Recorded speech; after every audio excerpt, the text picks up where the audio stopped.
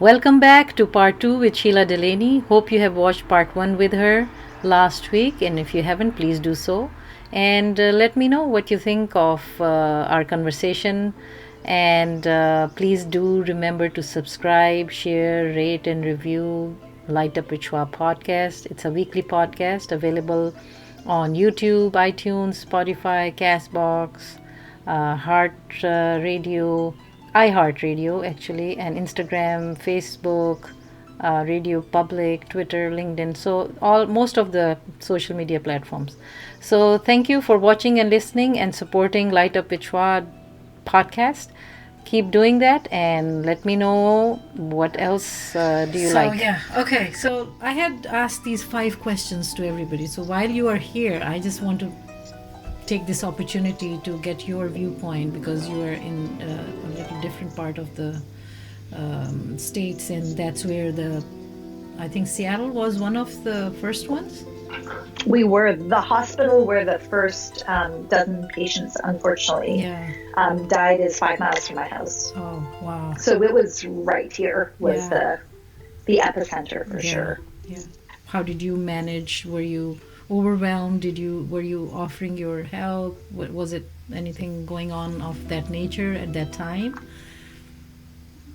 I would say. Were you worried? I was. So this is slightly different. So worry and anxiety are similar, but a little bit different, right? So worry tends to spin more. Anxiety is my flavor. That's what I do.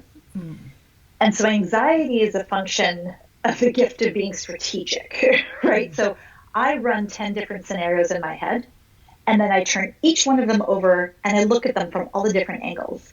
And I do that in 10 different ways or 50, and I just keep spinning, right? So that's my vulnerability. And what that does to me is it means I'm ungrounded. I'm not present in my relationships or with my family. I'm short-tempered.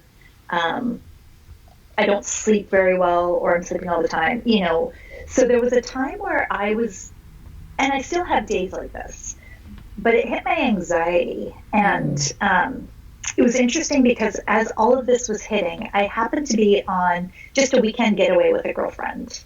And so she and I were off on the peninsula, just on the western coast of Washington.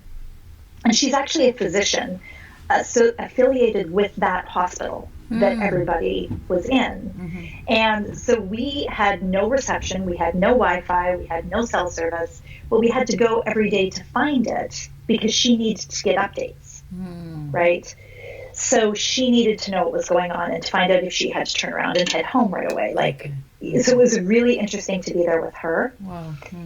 And so I had good, high-quality information right away, which I'm very grateful for because it was what the hospital was putting out. It was what the World Health Organization was putting out. And then her medical filter. So I found I got anxious and I started to feel the inevitability because I'm a deep listener, and it's almost as though I'm listening. If I have a picture in my head, sometimes I'm listening almost to the planet, right? Like, what is the earth holding? And I could feel the stirrings of something coming. And so my anxiety starts to get up. And I could feel the inevitability of something enormous. So I just move through my emotions. That's when I'm at my best, when I'm most grounded, I allow my emotions to move. So I went through grief. I went through surprise. I went through fear for my mother, who lives by herself in Calgary, Alberta, and what's that going to look like? My stepfather, who's in a care facility in Calgary, Alberta. Again, what's that going to look like? But as a family, my husband is very steady. And this was very helpful. He is the most stable person I know. Sometimes I want to shake him and be more spontaneous, but that's where in our marriage, right. But in this case, that steadiness was so invaluable. That's very nice. So that kind of answers your question, but Yeah. I think No, my that's fine. approach every day is to feel Yeah. whatever I feel Yeah. and to let it move through me. No, thank you for answering, because you didn't have to. Like, I just was wondering, like, oh, that's where it was, you know? So how did you manage? And I wanted to ask at that time, but so much is going on, and I was like, Yeah, it's okay.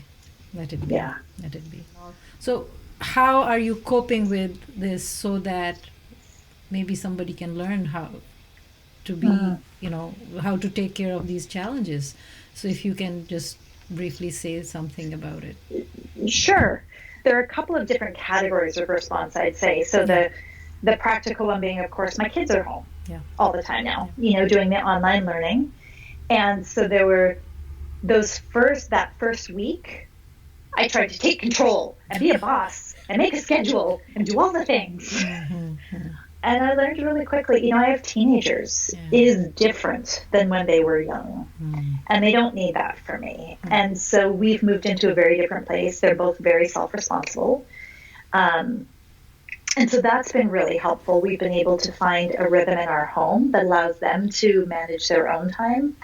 I'm not being hyper rigid about productivity because I know they're experiencing a lot too. My husband is an essential worker in the financial services aspect. So he is going into the office. Okay. He's the only one going into the office. So that's a little different, sort of from my headspace. Being, you know, is he safe? You know, if I'm going to get anxious. But he feels better going there than to Safeway, for example. Yeah. One of the most painful parts of this is being aware of the disparity in our own community. We live in a reasonably, like, upper middle class, affluent enough area where we have a lot of privilege. And there are so many kids in the schools that my children attend who are only getting fed at school. You know, so it really, the community response, how do we feed these kids? And so really becoming aware of that, and, you know, also aware that there are people taking care, you know, so I looked into it enough to know somebody's taking care of it, but it sits heavily on my heart.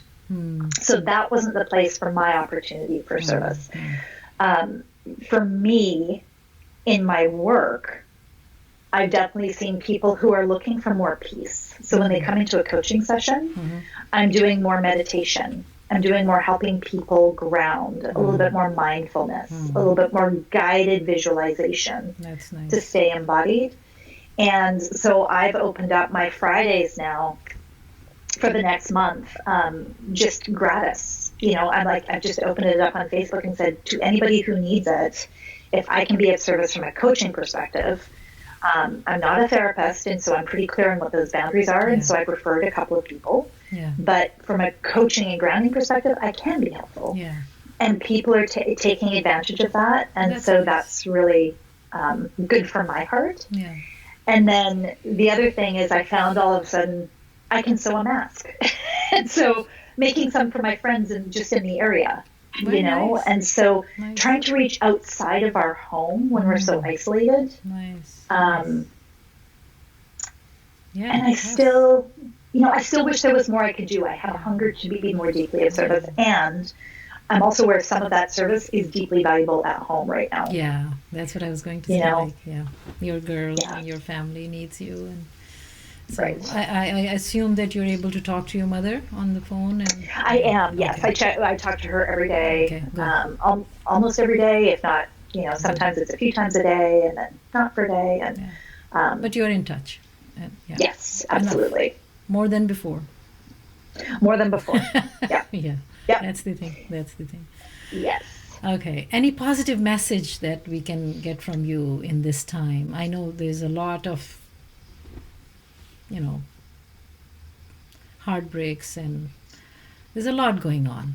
But there has to be, because I know we have been talking about realistically what is happening. But from you, I would like something that gives hope to people.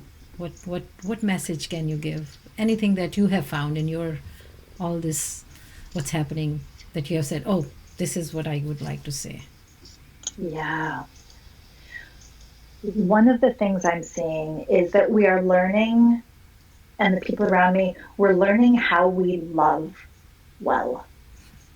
And what I mean by that is, what is it like to be still and to be present with our loved ones, to listen deeply to their words when somebody is talking to us, to give us their attention, to give them our attention, and to ask for their attention in return.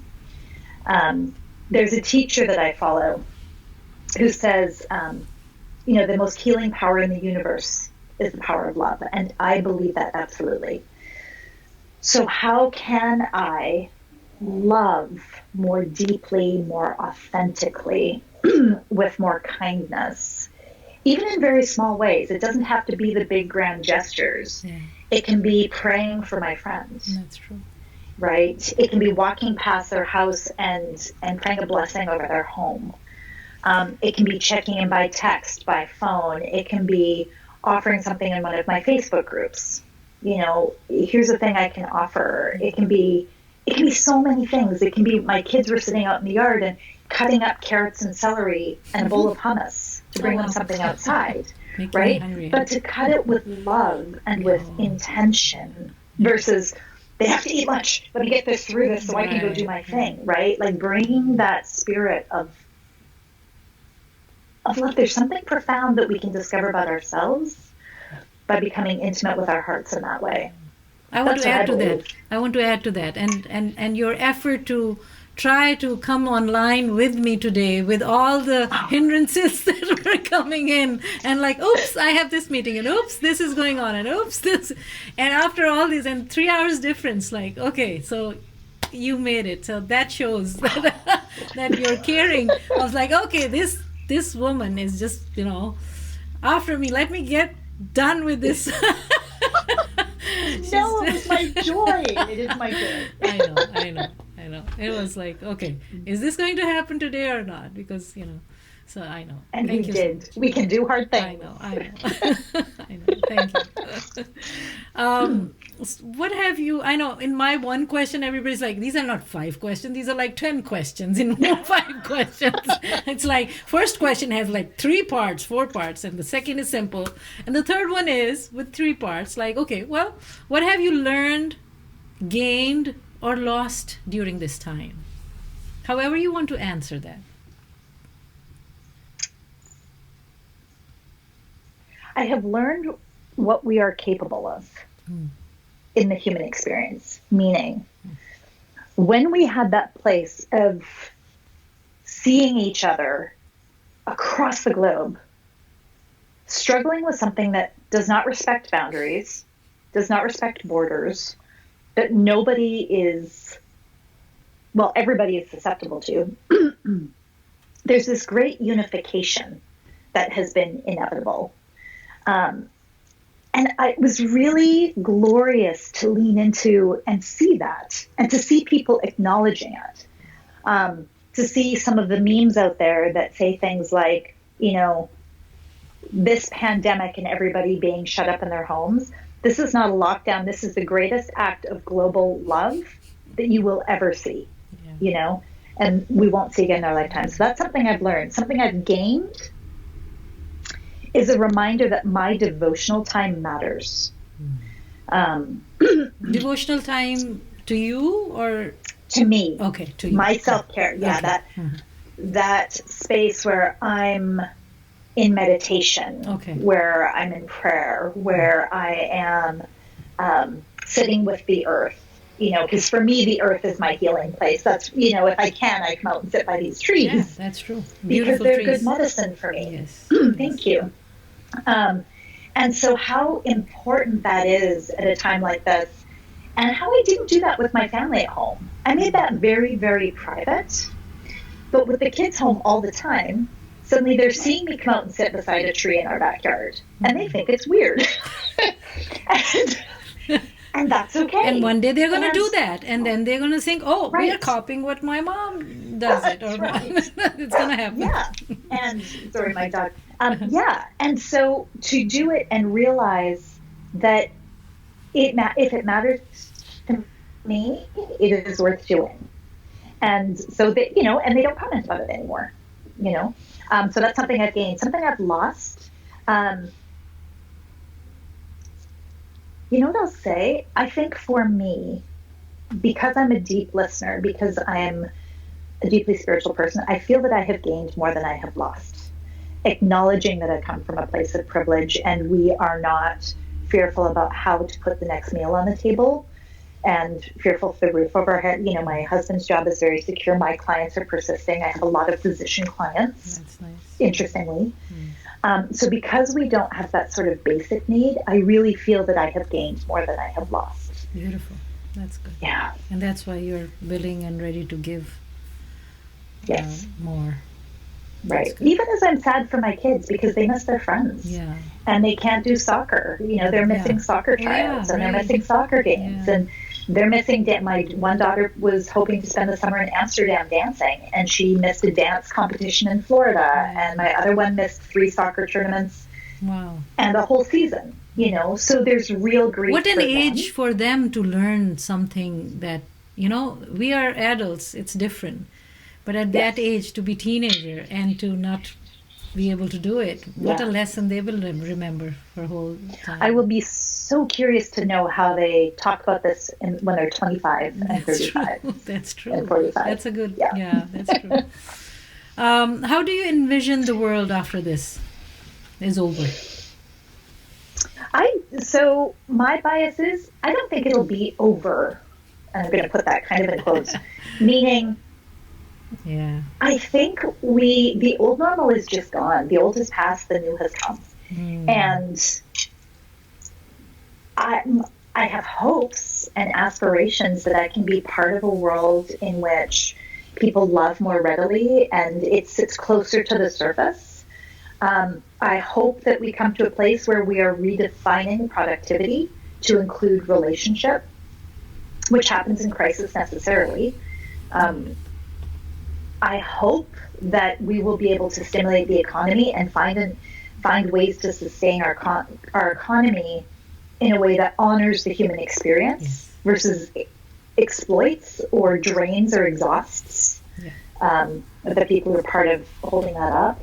And I hope that we stay plugged into beauty medicine. I hope that when we are back to whatever the new normal is, I will still listen to a physician reading her own Urdu poetry and be deeply touched. That's wonderful. I hope so too. And I hope we can we will be in touch and talking and meet each other, and maybe I can join you in your retreat or something, and maybe we can have a retreat in both places together. That would be wonderful. Yes. That would be beautiful. Yes. I was envisioning that since some time. So hopefully one day. Then I will join you in that vision. Yes. Yes, we will. I mean, I think we can. I mean, we have been thinking. So we'll talk about that. So the first thing that comes up is cross the border to Canada to see my family. Yeah, that's true. That's we feel very distant from them, even though, some are just in British Columbia, just over, less than 3 hours away. But you can't. But the border's closed. Yeah. That's the thing, the first thing. Yeah. That definitely feels true. And then to go to, I'm so eager for that first soccer game. Oh. To be able to cheer on our kids doing what they love as they find normal. And see how they will play this time. Right. It might to see be my different. dancer find her new rhythm, so to speak. I'm most eager to see them back in their places. Wonderful. That was so good. Thank you. Sheila, how can you forgive people and yourself? So what do you say about that? And then I'll ask the last question. I love that question. I would say self-forgiveness is one of the biggest parties in my work. And by work, I mean my own practice for myself. Because most often when somebody else has affronted me in some way, has done me harm, and I ruminate on it and I re-injure myself over and over and over again, right? They did it one time. But if I imagine it 500 times, I'm re-wounding myself 500 times. right? So the first step for me is always that self-forgiveness and really being able to extend grace to that part of me who didn't respond as perfectly as she would have liked, right? That's when I wake up the next day and I'm like, oh, if only I'd said this, well, everything would be perfect, right? And so being able to forgive myself for either not handling it as well as I could have, for not reading somebody's characters, if I felt taken advantage of, I feel like I was a fool for, say, trusting, right? Once I have done the work of self-forgiveness, then I find if I can feel through all the emotions of whether it's something like betrayal or abandonment or hurt or woundedness, or if I can feel through all of those, forgiveness of the other is almost a foregone conclusion. If I really let myself steep in the experience and the self-forgiveness, my forgiveness of the other kind of takes care of itself. And I say that cautiously because I don't want to be misunderstood as saying, for example, victim blaming, right? Where if somebody has really affronted me, there's a time for forgiveness, and it might not be right away. That's right. It really might not be. Right. It's when we are ready to feel everything that goes along with that and to forgive ourselves for whatever, right? For putting myself in that situation, for not seeing, for whatever we want to say. Then we can move towards liberating ourselves from somebody else's rent-free space in my head, as it's been called, right? So that I don't continue to perpetuate the injury. So forgiveness for me, relatively speaking, I think is actually a function of my gifting. I've come to understand through some of my work that, for example, I know growing up in the church, I knew I had the gift of faith. That was something beyond me, handed me the ability to believe in things that are unseen, in the grace of God, in the grace of Goddess, in the grace of the planet, in that we are held to fundamentally believe that the universe is for us, not against us, right? So that's just part of my makeup. And that makes forgiveness a little bit easier, I think. And it's not perfect. I'm sure I still have things occasionally at a red light where I'm like, if only, no. So my only goal in those circumstances, if I'm not ready to forgive, is to be present with whatever comes up and not re-wound myself over and over and over. So at least I can do that. And then, I believe forgiveness will flow. Thank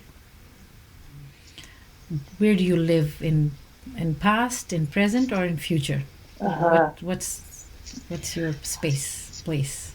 My space tends to be the present. Or a little bit the past, meaning I seek the wisdom of the past. I trust that it is informative. You don't dwell into past and like everything is not if you're just there all the time and can't move on with it, basically with your life, I guess but that's good. I tend not to. I tend to be able to,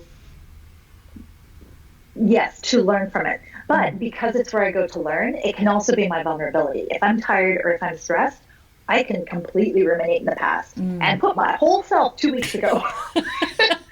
Okay. So that's my vulnerability. I think most of our gifts come with that side of being a vulnerability as well. And so that's mine. So it's, again, both a gift and a thing I have to pay attention to. So what about future? You don't live in future, do you? Future, I don't particularly. Okay. Present present mainly. Right, present meaning when I live in the future. So for example, I am not ferociously goal-oriented. Like long-term goals are not motivating to me. What is motivating to me is imagining the route getting there. So I have to build the bridge between the present and the future in order to feel connected to that goal. Which is not very popular in popular culture, right? Where we're all goal-oriented, and if you don't have a goal, you're going nowhere. And I'm like, so I don't do long-term goals. So what I would say I do, I hold intentions. Okay. Right? I intend to, I aspire to. And it's less about how much money am I going to make, or how many clients am I going to have, or how many experiences are my kids going to have, or how many countries will they have seen. It's going to be more like, what is my felt experience in the future? What do I want that to be like? I want to feel self-respect. I want to feel joy. I want to know peace, right? And how do I carry that with me into the future and create a future that invites more of that from myself and also the people around me? Yeah. Thank you. Wonderful. So that's my way. Very nice. Very nice. Wonderful. Wonderful. I just, I'm glad we made this time. Thank you for making it. I know you have to go. So thank you so much. No, it was wonderful for all you conversation. Do, and, such a great conversation, and you, as always. Yes, same. No, it's really pleasant to talk to you, especially in this time. It's I wanted to, like, I was thinking I'll just have a chat, and then I was like, yeah, why not? We'll have a chat, and if we have something that is people, it's on people's mind, all these things, and how are you spending your time, and how is maybe it gives hope to somebody. Who knows? Yes. Right? So that's the point. But I don't know if I hope it gives something good to everybody. It will. Yeah. Yes. Your heart is evident. Yeah. In all of these that you do, and so I know that blesses me. Well, I wish you all the best rest of the evening. I hope you continue to spread the light and the smile and the beauty that you are doing already, and continue to do that. I hope your daughters, your girls, and your family, your husband, and everybody is safe and healthy. And those who are safe and healthy, I think we get somehow more, I believe in this way, that we become more responsible for those who are not in the same position. So we get to have that more. Yes, we are fine, but then we have to do something more than what others can. But that's how I think. That's right. But yes. Yeah, I know you are aligned with that. So beautiful you seeing you. Thank you, Sheila. Well. And please, people, watch and listen and visit Sheila's page, and I'll share that again. And take care. Sounds great. Thank you. Take care. Right. Bye-bye. Bye.